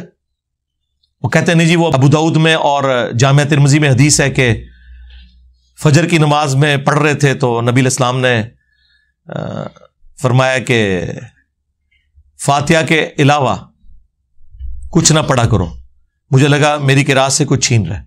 اس سے آپ نے یہ رزلٹ کیسے نکال دیا کہ نبی علیہ السلام نے یہ کہا ہے کہ فاتحہ میں مجھ سے چھین لیا کرو؟ فاتحہ کی آپ نے ترغیب دلائی. یہ آپ نے کبھی بھی نہیں کہا کہ میرے ساتھ ساتھ پڑھو. نبی علیہ السلام ہر آیت کے بعد ایک وقفہ کرتے تھے. نبی علیہ السلام رکوع سے پہلے سکتہ کرتے تھے.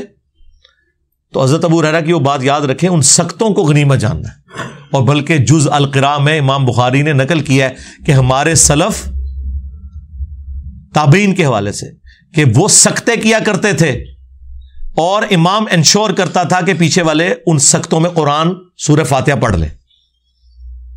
قرآن کے ساتھ قرآن والا معاملہ کوئی نہیں ہے جی, اور سن لینا کافی ہے. اور یہ جتنی باتیں میں کر رہا ہوں یہ افضلیت ہے. اگر کوئی امام سکتے نہ کرے, امام کی قرات سورہ فاتحہ کی جہری نمازوں میں مقتدی کے لیے کافی ہے. That's all. سرن نمازوں میں یقیناً آپ نے پڑھنا ہے. اور کتنی حیران کن بات ہے کہ ٹوٹل 17 رکھتے ہیں فرض, ان میں سے 6 صرف جہرن ہے, 11 سرن ہے. عشاء کی آخری 2 سرن, زور کی 4 سرن, عصر کی 4 سرن, اور مغرب کی آخری 1 سرن. زیادہ نماز تو ہے ہی سرن ہے. اس میں آپ نے دکانوں کا حساب نہیں کرنا, بلکہ امام کے پیچھے فاتحہ بھی پڑھنی ہے. بلکہ سنن ابن ماجہ میں حدیث ہے, جابر بن عبداللہ رضی اللہ تعالیٰ عنہ کہتے ہیں کہ ہم نبی صلی اللہ علیہ وآلہ وسلم کے پیچھے سورہ فاتحہ اور قرآن بھی پڑھتے تھے. یہ نہیں کہ فاتحہ پڑھ کے خاموش ہو جانا ہے. بعض لوگ فاتحہ پڑھ کے خاموش ہو جاتے ہیں زور اثر میں. نہ, جتنا قرآن یاد ہے پڑھتے جائیں. ہاں, کیوں؟ بخاری مسلم میں حدیث ہے کہ نبی علیہ السلام کی زور اثر کی جو پہلی 2 رکھتے ہیں ان کا قیام 30 آیات کے برابر ہوتا تھا. سورہ فاتحہ کے بعد 30 آیات. تو صحابہ کرام وہ 30 آیات میں خاموش رہتے تھے, نہیں پڑھتے تھے قرآن. اور آخری 2 کا قیام 15 آیات کے برابر ہوتا تھا. مراد آخری 2 میں بھی سورت پڑھ سکتے ہیں, لیکن بخاری مسلم میں یہ ہے کہ نبی علیہ السلام بسا اوقات فرض کی آخری 2 رکعتوں میں سورہ فاتحہ پہ ہی اکتفا کرتے تھے, سورت نہیں ملاتے تھے. بخاری مسلم کے الفاظ ہیں, نبی علیہ السلام بعض اوقات جو قرآن پڑھتے تھے 1-2 آیتیں اونچی بھی پڑھ دیتے تھے زور اثر میں, تاکہ ہمیں پتہ چل جائے کہ آپ کون سی سورت کی تلاوت کر رہے ہیں. ایک چیز موجود ہے, مجھے بتائیں, یہ کہتے ہیں ہمارے بزرگوں نے اگر دین نہ جمع کیا ہوتا تو دین برباد ہو جاتا. برباد ہی تھوڑے بزرگوں نے کیتا ہے. اللہ دو بندے, صرف بخاری مسلم اتنی ٹینس ڈیٹیل موجود نے. میرے سے پہلے کسی بزرگ کو توفیق نہیں ہوئی ہے کہ وہ بیان کرے کہ نبی علیہ السلام کا قیام کس طرح کا ہوتا تھا, کتنی آیات اس میں پڑھتے تھے, لینتھ کتنی ہوتی تھی. ایک چیز یہ کسی بزرگ بابے کی کتاب سے نہیں ہے, حدیث کی کتابوں میں. ہاں, باقی جو جہرن ہے اس میں آپ سنیں, آپ کا سننا پڑھنے کے ایکویلنٹ ہے. اور اگر آپ لیٹ شامل ہوئے اور آپ نے فاتحہ نہیں سنی تو اللہ تعالیٰ نے اس معاملے میں آپ کو ریلیکس کیا ہے.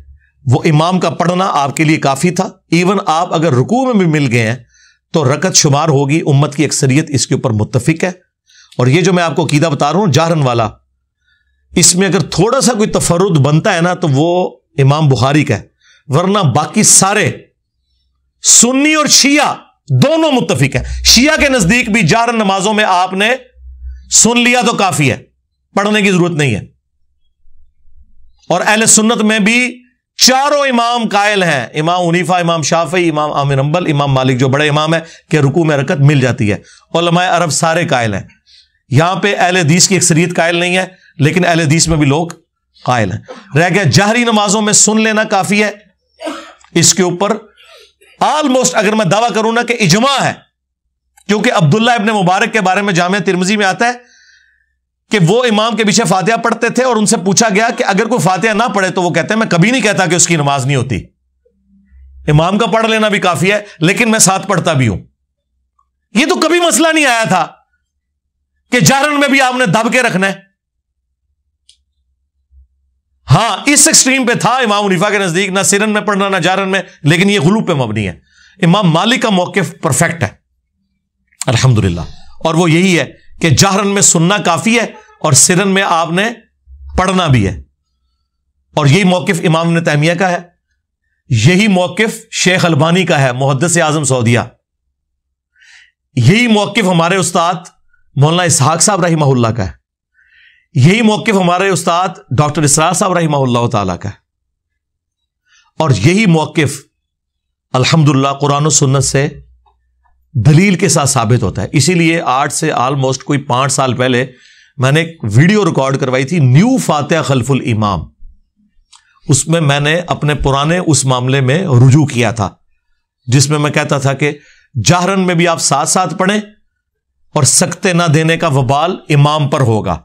لیکن آپ کو حیرانگی ہوگی، اس وقت بھی میں یہ کہتا تھا، آج سے 11 سال پہلے بھی، مسئلہ 84 فاتحہ خلف الامام کا نکال لیں، اس میں بھی میں نے کہا تھا کہ جو لوگ نہیں پڑھتے فاتحہ، میں یہ نہیں کہتا ان کی نماز نہیں ہوتی ہے، ان کا موقف بھی جو جہرن میں خاموشی سے سنتے ہیں وہ مضبوط ہے، لیکن میں اسے بہتر سمجھتا ہوں. تو اللہ کا شکر ہے میں نے اس وقت بھی کبھی کیٹاگوریکل ڈینائی نہیں کیا تھا، لیکن آج اللہ وجہ بصیرت یہ موقف میں صحیح سمجھتا ہوں کہ جہرن میں سن لینا کافی ہے.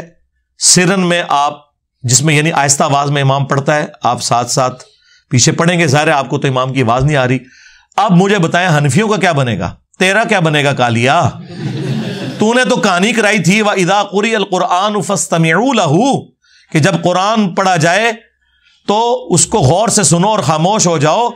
تو بتا 17 میں سے 11 رکعتوں میں تو اونچی آواز سے قرآن ہی نہیں پڑھا جاتا، تو پھر کیوں خاموش کھڑا ہو کے دکانوں کا حساب کرتا ہے؟ اے حنفی مسلمان، زور اثر میں تیرے پاس کیا بہانہ ہے؟ تیرے پاس کون سی قرآن کی آواز آ رہی ہے جو تو نے خاموشی سے سننی ہے اور توجہ کے ساتھ اس میں بولنا نہیں ہے؟ بلکہ حنفی تو مسافر امام کے سلام پھیرنے کے بعد بھی مقیم کی آخری 2 رکعتوں میں بالکل خاموش رہنے کا کہتے ہیں. اندازہ کریں. تو وہ دوسری ایکسٹریم کے اوپر ہے. ہاں امام احمد حنبل، امام شافعی وہ کہتے ہیں سرن ہو جارن ہو پڑھنا ہے، لیکن وہ میں نے بتایا کہ وہ سکتوں کے ساتھ ہے. وہ ابو داؤد میں حدیث موجود ہے، نبی علیہ السلام کے 2 سکتے ہوتے تھے. ایک فاتحہ سے پہلے دعائے استفتاح کے لیے، یہ صرف پہلی رکعت میں ہوتا تھا، یعنی ثنا پڑھنے کے لیے، اور دوسرا سکتہ رکوع میں جانے سے پہلے، وہ ہر رکعت میں ہوتا تھا.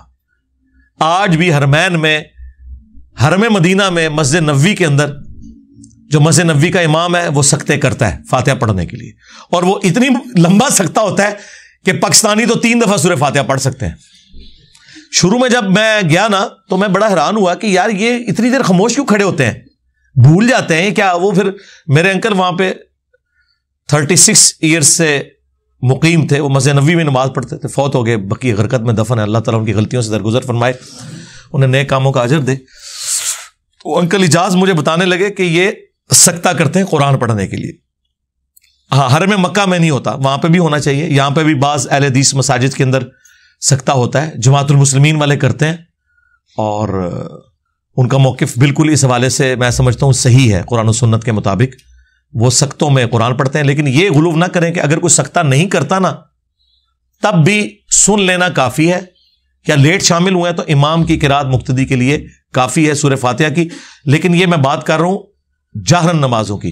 جہاں پہ سرن ہے وہ آپ نے پڑھنا ہے. وہ میں نے ابن ماجہ کی حدیث بتائی کہ جابر بن عبداللہ کہتے ہیں کہ ہم نبی علیہ السلام کے پیچھے صرف سورہ فاتحہ نہیں اس کے بعد بھی قرآن کا حصہ پڑھتے تھے. ظاہر جب آپ اتنا لمبا قیام کریں گے تو فاتحہ کے بعد خاموش ہو کے کیا کریں گے؟ دماغ میں خیال تو آئیں گے, دماغ تو سوچتا ہے. تو صحابہ کرام قرآن پڑھتے تھے, لیکن آپ نے وہ اتنی اونچی آواز سے نہیں پڑھنا کہ ساتھ والے ڈسٹرب ہوں. یہ ذہن میں رکھنا ہے. لہذا اسی کانٹیکسٹ میں جابر بن عبداللہ رضی اللہ تعالیٰ عنہ کا قول ہے جو ترمذی میں موجود ہے کہ فاتحہ کے بغیر نماز نہیں ہوتی مگر یہ کہ تم امام کے پیچھے ہو. اس سے مراد بھی صرف جہری نمازیں ہیں نہ کہ سرن نمازیں, کیونکہ سرن میں تو وہ خود بھی سورہ فاتحہ اور 7 آیات ملایا کرتے تھے. تو یہ مقدمہ بالکل کلیئر ہے. صحیح مسلم کی حدیث 905 ڈسائسو ہے. امام مسلم نے کمنٹس کر دیے کہ ابو ہریرہ کا بھی یہی موقف ہے اور ابو موسیٰ اشعری نے بھی یہ حدیث روایت کی ہے کہ جب امام قرات کرے تم خاموش ہو جاؤ اور جب وہ وَلَضَّالِّينَ کہے تم آمین کہو. تو ہمارا یہ جو مقدمہ ہے یہ الحمدللہ قرآن و سنت میں بالکل فٹ ان بیٹھتا ہے. یہ اکثر لوگ پوچھ رہے ہوتے ہیں تو میں بار بار اس چیز کو ہائی لائٹ کر چکا ہوں. تفصیلی تو ویڈیو تھی لیکن یہ اس ویڈیو میں بھی آلموسٹ میں نے نٹ شیل کے اندر آپ کے سامنے سارا موقف رکھ دیا ہے تاکہ اگر کسی کو کچھ سمجھنے میں کوئی مسئلہ رہ گیا تو وہ اس کو ایکسیپٹ کرے, اور پھر بھی نہیں سمجھ آتی تو سعودیہ سے جو قرآن مفت بانٹا جاتا ہے احسن البیان جو پاکستان کے اہل حدیث عالم نے لکھا ہے, صلاح الدین یوسف صاحب رحمہ اللہ تعالیٰ فوت ہو گئے. ناسبیت تھی ان میں لیکن اللہ تعالیٰ ان کی مغفرت فرمائے, انہیں نیک کاموں کا اجر دے, برائیوں سے درگزر فرمائے. اہل حدیث میں بڑے علماء میں سے تھے, آلموسٹ 95 ایئرس کی ایج میں فوت ہوئے ہیں. انہوں نے جو احسن البیان دارالاسلام والوں نے قرآن کی تفسیر چھاپی ہے جو سعودیہ والوں نے ان سے رائٹس لیے ہیں, پھر سعودیہ والوں نے شاہ فہد پرنٹنگ پریس سے اس کو چھاپا ہے اپنے چھاپے کے اوپر. انہوں نے بھی سورہ فاتحہ کے کانٹیکسٹ میں جو نیچے تفسیر لکھی ہے نا وہ یہی لکھی ہوئی ہے کہ جہر نمازوں میں امام کو سختے دینے چاہیے تاکہ قرآن پہ بھی عمل ہو اور حدیث پہ بھی عمل ہو. اندازہ کریں یہ خود اہل حدیث کے اپنے بزرگوں نے یہ لکھا ہوا ہے, وہ اس کو ہی پڑھ کے دیکھ لیں, چلیں میری بات نہیں ماننی ہے تو. اچھا یہ جو مسلم کی حدیث ہے 905 یہ گلے میں اٹکی ہوئی ہے ان کے.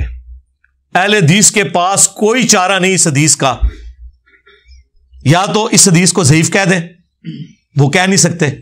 ویسے ایک بندے نے جرت کی ہے, ارشاد الحق عصری صاحب جو ہمارے استاد مولانا اسحاق صاحب کے بارے میں فتویٰ دینے والوں میں پیش رہے ہیں, وہ بڑے اسٹانٹ قسم کے وہابی ہیں. انہوں نے تو کہا کہ یہ جو مسلم میں آگے الفاظ ہے نا یہ صحیح نہیں ہے. مسلم شریف تو شیخ زبیر لیزئی رحمہ اللہ نے ان کے رد پہ ایک مضمون لکھا اور انہوں نے ایگزامپلس کوٹ کی کہ اگر ایک راوی حدیث بیان نہ کرے اور دوسرا بیان کرے اور وہ ثقہ ہو تو وہ جو اس میں زائد بات ہوتی ہے اس کے ساتھ ایکسیپٹ کی جاتی ہے. شاذ وہ قول ہوتا ہے جو اس کے خلاف ہو, یہ خلاف نہیں ہے, اس کی ایکسپلینیشن ہے. شیخ زبیر صاحب نے مسلم کی 905 انٹرنیشنل نمبرنگ جو کانٹینیوس ہے اس کا دفاع کیا. اس کا مطلب ہے کہ ارشاد الحق عصری صاحب کو یہ بات سمجھ آ گئی تھی کہ 905 نمبر حدیث مسلم کی ہمارے فرقے کے اس مسئلے کی موت ہے, کیونکہ اس میں الفاظ ہیں جب امام اللہ اکبر کہے تم اللہ اکبر کہو, جب امام قرات کرے تم خاموش ہو جاؤ, اور جب امام وَلَضَّالِّينَ کہے تم آمین کہو. تو واضح ان کو پتا چل گیا تھا کہ گل کدھر اور جا رہی ہے. تو واقعی انہوں نے صحیح ڈیسیژن کیا کہ اس حدیث سے جان چھڑاؤ, لیکن مسلم شریف سے کیسے جان چھڑائیں؟ شیخ زبیر صاحب نے کہا نہیں یار یہ کیا کر رہے ہیں, تو انہوں نے کہا کہ اگر اس کو صحیح مانو گے تو پھر مسئلہ خراب ہوگا. تو شیخ زبیر صاحب نے ایک تیسرا حل تلاش کر لیا, انہوں نے کہا یہ حدیث منسوخ ہے.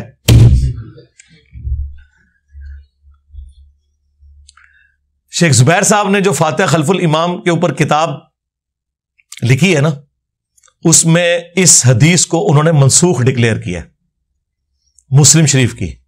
اس کا مطلب ہے کہ شیخ زبیر لیزئی رحمہ اللہ اور ارشاد الحق عصری صاحب دونوں یہ مانتے ہیں کہ یہ حدیث اہل حدیث کے مسئلے کی موت ہے. ان کو منسوخ ڈکلیئر کرنی پڑی اور ان کو ضعیف. منسوخ کیسے ہے؟ یہ ناسخ تو ہو سکتی ہے, منسوخ نہیں ہے. منسوخ کیسے ہوگی؟ کہتے ہیں منسوخ ہوئی ہے اس حدیث سے لا صلاۃ لمن لم یقرأ بفاتحۃ الکتاب.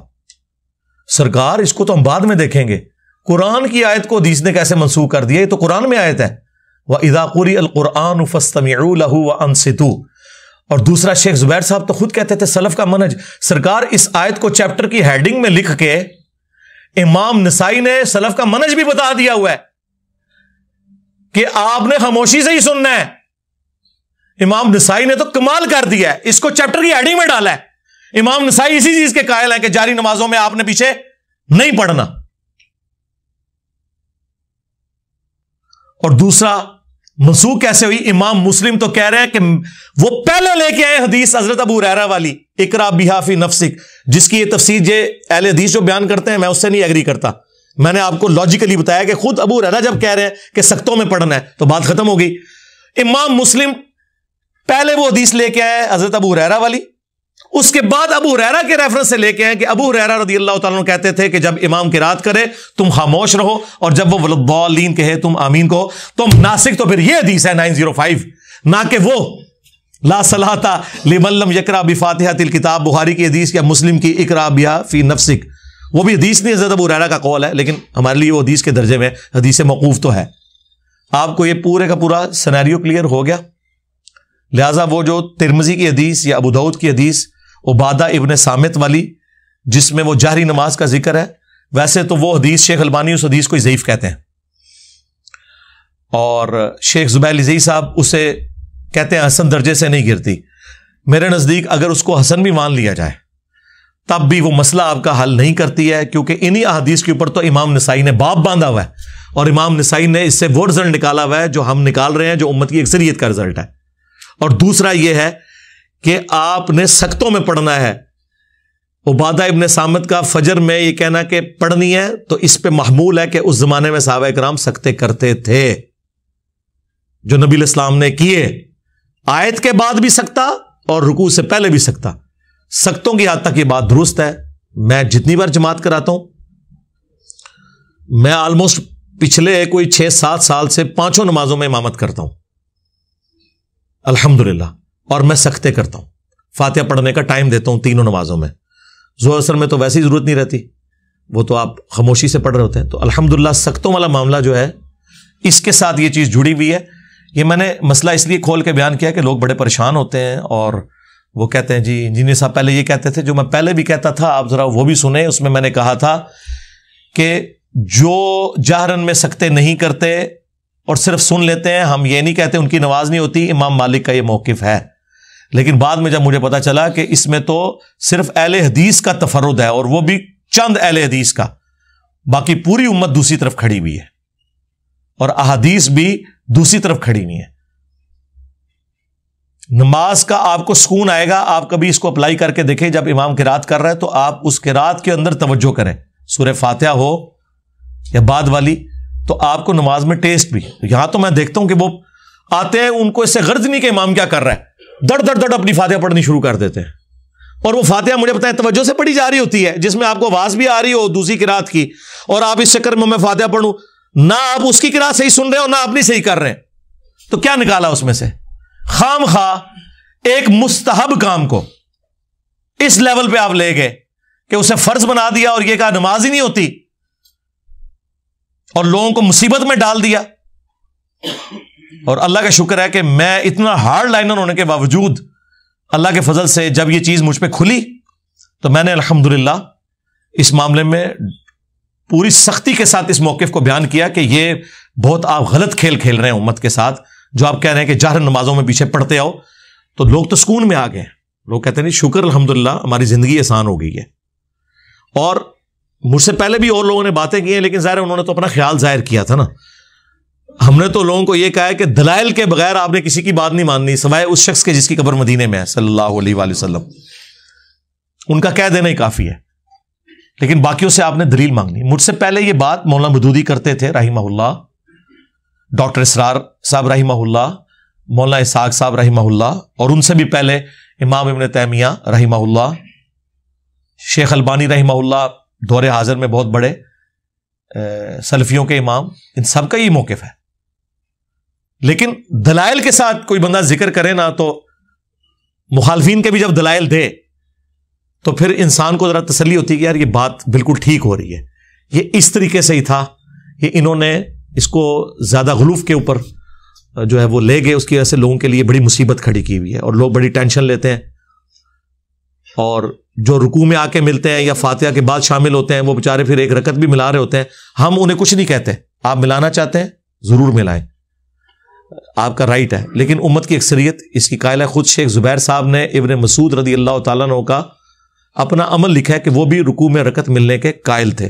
وہ کہتے ہیں ہم مانتے ہیں، لیکن وہ کہتے ہیں کہ ہم وہ جو حدیث ہے ابو بکرہ والی جو بخاری میں آئی کہ ایک شخص نماز میں شامل ہوا سیدھا رکوع میں چلا گیا، جس کی وجہ سے حنفی رزلٹ نکالتے ہیں کہ اس نے پھر کوئی اور رکعت نہیں ملائی تھی، اور امام بخاری نے اس حدیث سے کہا کہ آپ رزلٹ نہ نکالیں کہ رکوع میں رکعت مل جاتی ہے، کیونکہ امام بخاری ایک اور روایت لے کے آئے ابو سعید خدری سے غالباً رضی اللہ تعالیٰ عنہ کہ رکعت اس وقت شمار کرو جب تم قیام کی حالت میں امام کو پاؤ. لیکن اس میں بھی قیام کا ذکر ہے، اور یا رکوع میں جانے سے پہلے فاتحہ پڑھنے کی ترغیب امام بخاری نے کہا کہ اس حوالے سے ہونی چاہیے تو تب رکعت شمار ہوگی. لیکن امام بخاری کے سامنے یہ حدیث ابو بکرہ والی جو خود بخاری میں لے چکے تھے کہ وہ صحابی نے تو قیام بھی نہیں کیا، ڈائریکٹ آ کے رکوع میں ملے، تو نبی علیہ السلام نے فرمایا کہ تمہارے جو نماز کا شوق یہ میں نے دیکھا ہے، آندہ جب تم آؤ تو تسلی سے آؤ. وہ پیچھے سے ہی رکوع میں چلے گئے تھے، پھر چلتے چلتے صفوں میں شامل ہوئے. حضور نے کہا تسلی سے آؤ، صف میں کھڑے ہو کے نماز میں جو رکعت ملے وہ لے لو، جو رہ جائے وہ پوری کر لو. تو جو لوگ رکوع میں رکعت ملنے کے قائل ہیں وہ اس کو دلیل کے طور پر پیش کرتے ہیں کہ دیکھیں ابو بکرہ رضی اللہ تعالیٰ عنہ کو رکوع میں ملنے پہ نبی علیہ السلام نے یہ نہیں فرمایا کہ تمہاری رکعت رہ گئی ہے. دوسرے لوگ کہتے ہیں اس میں عدم ذکر ہے، اس میں کوئی تفصیل ہے ہی نہیں ہے. ویسے میرے نزدیک یہ بات دونوں طرف جا سکتی ہے. ہو سکتا ہے انہوں نے ملا لی ہو اور زیادہ چانس ہے کہ نہیں ملائی ہو، کیونکہ اگر ملائی ہوتی تو اس کا ذکر موجود ہوتا. بہرحال ہم دونوں کو بینیفٹ آف ڈاؤٹ دیتے ہیں. اس سے امام بخاری جو رزلٹ نکال رہے ہیں وہ تو بڑی مشکل سے ہی نکلتا ہے، دوسرے جو نکال رہے ہیں وہ پھر بھی نکل آتا ہے، لیکن ہم وہ بھی نہیں مانتے. ہم نے دوسرے دلائل آپ کے سامنے رکھ دی ہیں. مسلم کی ایک حدیث 905 نمبر وہ سارے کے سارے مسئلے کو کلیئر کرتی ہے اور وہ فٹ ان بیٹھتی ہے. اور جز القراء میں خود امام بخاری مان رہے ہیں کہ قرآن پہ بھی عمل کرنا ہے، وَإِذَا قُرِئَ الْقُرْآنُ فَاسْتَمِعُوا لَهُ، اور حدیث پہ بھی عمل کرنا ہے سختوں کے ذریعے. تو میرے خیال ہے سختوں والا معاملہ ایسا ہے. باقی اگر سختہ مختصر ہو یا مغرب کی آخری رکعت میں تھوڑی دیر کے لیے امام فاتحہ کا وقفہ کرے، کیونکہ حنفی تو آخری رکعت میں 3 دفعہ سبحان اللہ بھی پڑھ لیتے ہیں، حنفی بھی اور شیعہ بھی. ان کے نزدیک صرف پہلی 2 رکعتوں میں فاتحہ ضروری ہے، آخری 2 رکعتوں میں صرف 3 دفعہ سبحان اللہ یا تسبیحات پڑھنے سے بھی نماز ہو جائے گی. تو اس لیے وہ بعض اوقات مختصر کرتے ہیں. لوگ کہتے ہیں ہم تو فاتحہ کی بھی 2 آیتیں ہی پڑھی ہیں، امام رکوع میں چلا گیا. سرکار آپ رکوع میں چلے جائیں، جتنا پڑھا جاتا ہے وہ پڑھا جائے. ایک دفعہ بھی آپ کی فاتحہ ہو گئی ہے تو وہ ایکویلنٹ ہے. یہ بھی سلف میں موقف رہا ہے، پوری نماز میں ایک دفعہ بھی سورہ فاتحہ. ہاں، جز القراء میں امام بخاری نے سلف کے حوالے سے یہ چیزیں نقل کی ہوئی ہیں. صلو علی محمد وآل محمد، اللہم صلی علی محمد وعلی آل محمد. ٹھیک ہے جی. جی تھوڑا پورا تھدا میں مکا چھڑیا جائے. کوئی ایک بندہ بھی نہیں جی پرچی آئی ہو اور میں نے نہ پڑھی ہو، پرچی آگے بھیجی ہو اور نہ پڑھی ہو. جو بعد میں ہے ظاہر ہے ان کا تو معاملہ ڈیفرنٹ ہے. اللہم انی اسألک بانک انت اللہ لا الہ الا انت الاحد الصمد الذی لم یلد ولم یولد ولم یکن لہ کفوا احد وإلہکم الہ واحد لا الہ الا هو الرحمن الرحیم الف لام میم اللہ لا الہ الا هو الحی القیوم اللہم صلی علی محمد وعلی آل محمد. اللہم ربنا آتنا فی الدنیا حسنہ وفی الآخرۃ حسنۃ وقنا عذاب النار ربنا آتنا من لدنک رحمۃ وہیئ لنا من امرنا رشدا لا الہ الا انت سبحانک انی کنت من الظالمین. اللہم احسن عاقبتنا فی الامور کلہا واجرنا من خزی الدنیا وعذاب الآخرہ. رب ارحمہما کما ربیانی صغیرا. اللہم اغفر لحینا ومیتنا وشاہدنا وغائبنا وصغیرنا وکبیرنا وذکرنا وانثانا. اللہم من احییتہ منا فاحیہ علی الاسلام ومن توفیتہ منا فتوفہ علی الایمان۔ اے اللہ جن جن بھلائیوں کا سوال تیرے محبوب صلی اللہ علیہ وآلہ وسلم نے تجھ سے کیا، ہمارے حق میں، ہمارے ماں باپ کے حق میں، ہمارے بیوی بچوں کے حق میں، پوری امت کے حق میں قبول و منظور فرما۔ جن جن چیزوں کے شر سے تیرے محبوب علیہ السلام نے تیری پناہ طلب کی، تمام دنیا کے مسلمانوں کو ان چیزوں کے شر سے اپنی پناہ عطا فرما۔ حاضرین کے دلوں میں جو جو نیک اور جائز دعائیں ہیں قبول فرما۔ حاضرین کے جو چھوٹے بڑے رشتہ دار فوت ہو چکے مغفرت فرما۔ اے اللہ جو بیمار ہیں انہیں شفائے کلی عطا فرما، جن کے رزق کی تنگی کا ایشو ہے انہیں برکت عطا فرما۔ اے اللہ پوری دنیا میں مسلمان جہاں کہیں بھی کس پرسی کی زندگی گزار رہے ہیں، اے اللہ انڈیا میں، کشمیر میں، چائنا میں، فلسطین میں، یمن میں، شام میں، عراق میں، افغانستان میں، پاکستان میں بھی جو سیلاب زدگان ہیں، اے اللہ غیب سے ان کی عزت آبرو جان و مال کی حفاظت فرما۔ اے اللہ ہمیں اپنی موت سے پہلے قبر و آخرت کی تیاری کرنے کی توفیق عطا فرما۔ اے اللہ جو کچھ مانگا وہ بھی عطا کر دے، جو نہ مانگ سکے ہمارے حق میں بہتر ہے تو ہمیں بن مانگے ہی عطا فرما دے۔ اے اللہ ہمارے ملک پاکستان کی خیر فرما، پورے عالم اسلام کی خیر فرما، اندرونی اور بیرونی خطرات سے محفوظ فرما۔ اے اللہ پوری دنیا کے مسلمانوں کو بالخصوص اور پوری دنیا کے انسانوں کو بالعموم زمینی اور آسمانی بلاؤں سے محفوظ فرما، اور مرنے سے پہلے ایمان و عافیت کے ساتھ اے اللہ مدینہ شریف میں ہمیں موت نصیب فرما۔ اے اللہ مرنے سے پہلے توبہ کرنے کی توفیق عطا فرما، اور موت بقیع غرقد میں مدفن اور جنت الفردوس میں رسول اللہ صلی اللہ علیہ وآلہ وسلم کا پڑوس نصیب فرما۔ وصلی اللہ علی النبی الکریم وعلی آلہ واصحابہ اجمعین الی یوم الدین، آمین۔